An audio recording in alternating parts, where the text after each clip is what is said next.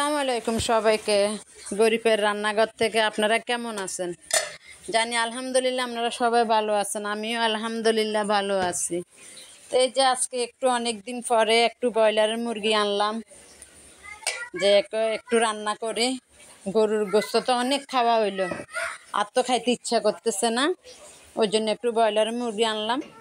তোকে আজকে এভাবে করে রান্না করি, দেখি খাওয়া যায় কিনা।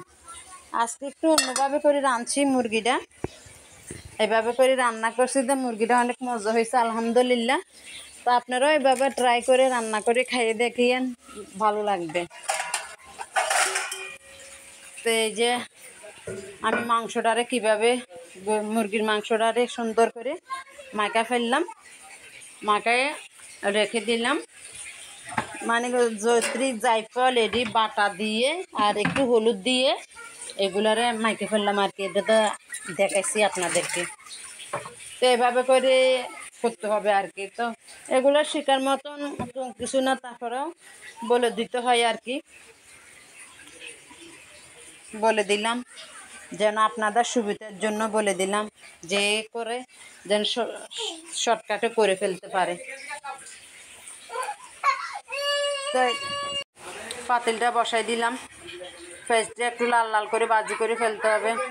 মানুষের জীবনের কত যে কাহিনী আছে, কত যে দুঃখ সুখ মিলিয়ে তো মানুষের জীবনটা এই যে আছি, কোনো রকম আল্লাহ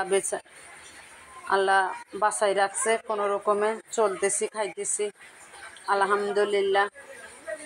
সবাই একটু আমার ছেলে মেয়ের জন্য দোয়া করবেন, যেন আল্লাহ ওদেরকে ভালো রাখে। আমার 2 ছেলে মেয়ে, বড় মেয়েটা মারা গেছে, তো সবার জন্য দোয়া করবেন। আমার বড় মেয়েটাকে আল্লাহ যেন জান্নাতবাসী করে, আর 2টা ছেলে মেয়ে আল্লাহ যেন ওদের হায়াত দারাজ করে, ওদেরকে আল্লাহ হায়াত বাড়াই দেয়। আমার ছেলে মেয়েগুলোর জন্য দোয়া করবেন। তো এই যে আমি মাংসগুলো এভাবে করে বসাই দিলাম।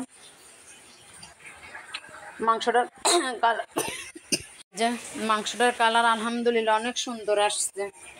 তো সব কিছু বাটা দিছি, তো আমি সবসময় বাটাটা বেশি পছন্দ করি, ওই জন্য বাটা দিলে তরকারিটার স্বাদ অন্যরকম আসে, ওই জন্য আমি সবসময় বাটাটা খাওয়াটা চেষ্টা করি। আমার হাজব্যান্ডও বাটা মশলা ছাড়া খায় না, সব কিছু বাইটেই দিতে হয়, নগদানগদি হয়ে যে। তো এই যে সব পরিবেশন করতেছি, এই যে। তো যদি ভালো লাগে একটা লাইক কমেন্ট শেয়ার করে দিবেন, এই গরিবের বোনটাকে আপনাদের পাশে রাখবেন। ওকে, আল্লাহ হাফেজ।